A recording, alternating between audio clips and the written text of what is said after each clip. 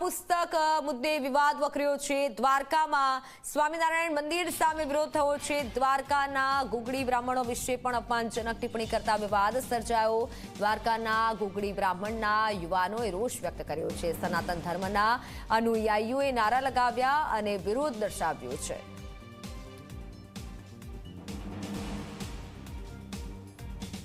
देख रहे हैं ये विरोध स्वामीनारायण संप्रदाय के किसी साधु ने भगवान द्वारकाधीश के अस्तित्व को नकारा है। ये बहुत गलत बात है। चाहे सोशल मीडिया के ऊपर आप अपना व्यूअर्स और अपने आप को प्रचारित करने के लिए जो काम कर रहे हैं, ये बिल्कुल ठीक नहीं है। देश के लोगों को और देश के लीडर को इस बात को ध्यान रखना चाहिए कि स्वामीनारायण संप्रदाय नित्य नूतन कोई न कोई विवाद खड़ा करके गुजरात और देश की परिस्थिति को खराब कर रहा है। उनके बड़ों को, उनके आचार्यों को, उनके स्वामियों को, उनके गुरुओं को बैठा करके यह इस बात का निर्णय लेना चाहिए कि भाई जो चीजें आप में सनातन धर्म के देवी देवताओं के विषय में आप लोगों ने जो गलत लिख रखा है उसको पीछे करो। पीछे करने में क्या समस्या है।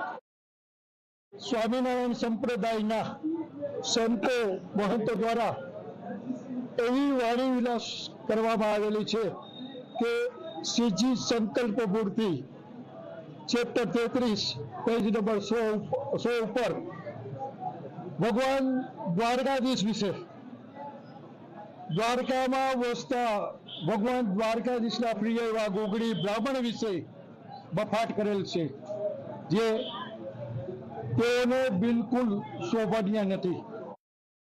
कृष्णवंशी आहिर सेना द्वारा पछी गुगड़ी द्वारका ब्राह्मण समाज द्वारा अने हिंदू सेना अने शिवसेना तमाम संगठनों द्वारा खूब सरस रीतनु आज सफल आयोजन रह्युं छे अने विशाळ संख्यामां द्वारकाधीश मंदिरथी रेली काढी प्रांत अधिकारी कचेरी सुधी आज सब कलेक्टर साहेबने आवेदन आप्युं तो विशाळ संख्यामां तमाम रस्ताओमां फूल ट्राफिक थई गयो અને ફૂલ પબ્લિક આવી એ બધા ભાઈઓના કૃષ્ણ પ્રેમી આવ્યા એ બધા ભાઈઓને અને બહેનોને ખૂબ ખૂબ અભિનંદન।